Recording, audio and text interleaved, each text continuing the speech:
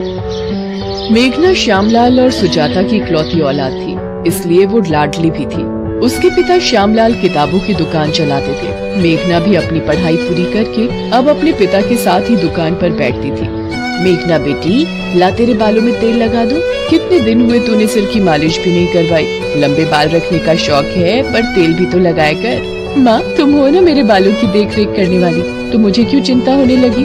अच्छा, ससुराल चली जाएगी तो खुद से ही अपने सारे काम करने होंगे तुझे।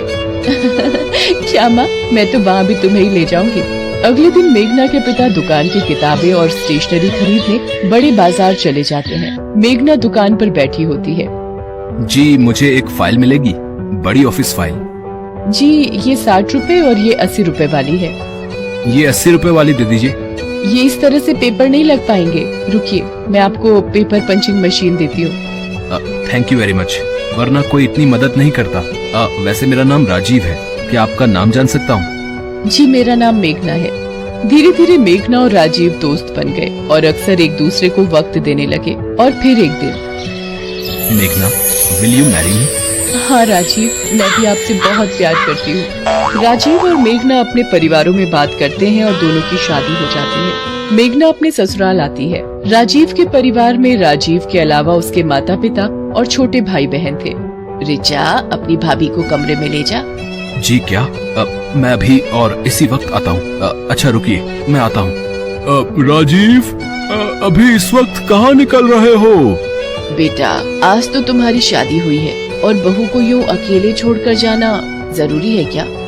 माँ, ऑफिस में कुछ वर्कर्स दंगे पर उतर आए हैं, तो मेरे बॉस ने मुझे अर्जेंट बुलाया है। अब नौकरी में तो ऐसा ही होता है ना माँ, मुझे जाना होगा। मैं मेघना को समझा दूंगा, वो समझदार है। मेघना, मुझे थोड़ी देर के लिए ऑफिस जाना होगा। वर्कर्स स्ट्राइक करके ऑफिस में अपनी मांगों को लेकर तोड़फोड़ कर रहे हैं। जैसी ही बात सुलझेगी मैं आ जाऊंगा। मुझे भी बुरा लग रहा है ऐसे तुम्हें अकेला छोड़कर जाते हुए। कोई बात नहीं राजीव, पहले काम जरूरी है। मेघना राजीव को जाते हुए देखती है और कहती है, राजीव सुनो, जल्दी आना। राजीव ऑफिस चला जाता है। अरे माँ, राजीव भैया कहाँ गए? राजीव के ऑफिस में कुछ मजदूरों ने दंगा कर दिया है, इसलिए उसे जाना पड़ा। राजीव ऑफिस पहुंचता है, वहाँ पर वर्कर्स दंगा कर रहे होते हैं। अरे मोहन, सुरेश, ये क्या तरीका है मांगे पूरी करवाने का?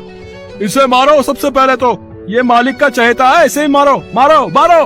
सब वर्कर राजीव पर डंडे बरसाने लगते हैं। राजीव के सिर पर चोट आती है और वो वहीं मर जाता है। सारे वर्कर डर जाते हैं। अरे मालिक की गाड़ी आ गई, भागो भागो।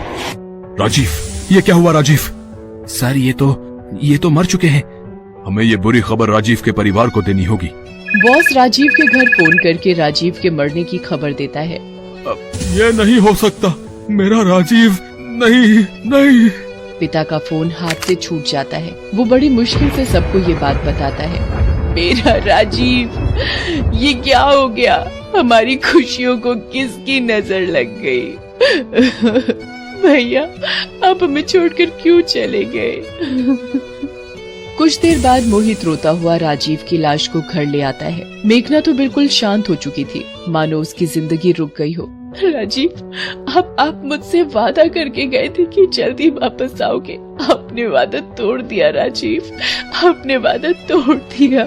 मेघना के माता पिता भी आ जाते हैं। पूरा माहौल सदमे में आ जाता है। राजीव का अंतिम संस्कार हो जाता है। बहन जी, क्या कुछ दिनों के लिए हम मेघना को अपने साथ ले जा सकते हैं? जी ले जाइए, कुछ दिन इसका मन बहल जाएगा। माँ, मुझे कहीं नहीं जाना, मैं यही राजीव की यादों के सहारे रहूंगी। तभी राजीव की बुआ दादी कुछ औरतों के साथ आ जाती है। आशा, ये क्या हो गया? राजीव कितनी छोटी उम्र में चला गया। अब रीति रिवाज के मुताबिक मेघना बहू को राजीव की विधवा बनकर रहना होगा। पर बुआ दादी, मुझे ये सब कुछ नहीं पता, तभी तो इन विधवाओं को लाई हूँ। ये मेघना को सब कुछ समझा देंगी। माँ, ये सब करना क्या जरूरी है? माँ, भाभी के साथ ये सब क्या हो रहा है? ये आजकल के बच्चे हमें बताएंगे रीति रिवाज। चलो, तुम लोग मेघना को सफेद साड़ी पहना लाओ, फिर इसके सिर के बाल उतरवाने हैं। माँ, ये बहुत ज्यादा हो रहा है। भैया के जाने की इतनी बड़ी सजा, इसमें इनकी क्या गलती है? आशा जी, मेरी बच्ची के बाल मत उतरवाइए, मेरी बच्ची ये सहन नहीं कर पाएगी। सब लोग चुपचाप मेघना के साथ होते अन्याय को देख रहे थे। मेघना को सफेद साड़ी पहनाकर चौकी पर बिठा दिया जाता है। नाई मेघना के बाल उतारने के लिए उस्तरा निकालता है। बुआ दादी, क्या ये सब जरूरी है? अभी इसकी उम्र ही क्या है? अब किस्मत ही फूटी हुई है इसकी। विधवा योग था तो अब पूरी जिंदगी विधवा बहू बनकर ही रहना होगा। मेघना रोए जा रही थी। सब लोग उसके साथ ये सब होता देख रहे थे, पर कोई भी उसके लिए कुछ कर नहीं पा रहा था। मेरी बच्ची मेघना, भाभी। मेघना बिल्कुल मायूस हो चुकी थी। उसके आंसू सूख रहे थे। उसकी किस्मत का फैसला भगवान के हाथ में था। तभी मोहित तेजी से मेघना की तरफ जाता है और उसका हाथ पकड़कर घर के मंदिर की तरफ ले जाता है और मंदिर में रखे सिंदूर को मेघना की मांग में भर देता है। सब लोग हैरान रह जाते हैं। ये क्या अनर्थ कर दिया इस लड़के ने? विधवा बहू से शादी कर ली। चलो चलो यहाँ से, कैसे पापियों का घर है। मेघना मोहित को चाटा लगा देती है और कमरे में जाकर फूट फूट कर रोने लगती है। आशा, कहीं न कहीं मोहित ने जो किया है वो ठीक ही तो है। मेघना से शादी करके मोहित ने मेघना की जिंदगी में फिर से रंग भर दिए हैं। अभी उस बेचारी ने देखा ही क्या है। शायद आप ठीक कह रहे हो जी। हम भी तो ये सोच सकते थे, पर पुराने रीति रिवाजों के पल्ले में बंधकर आज एक बहू के साथ अन्याय कर रहे थे। मेघना, मेरी बच्ची, मैं जानती हूँ राजीव की यादें तुम नहीं भुला सकती, पर तुम्हें इस हालत में देखकर राजीव की आत्मा भी दुखी होगी।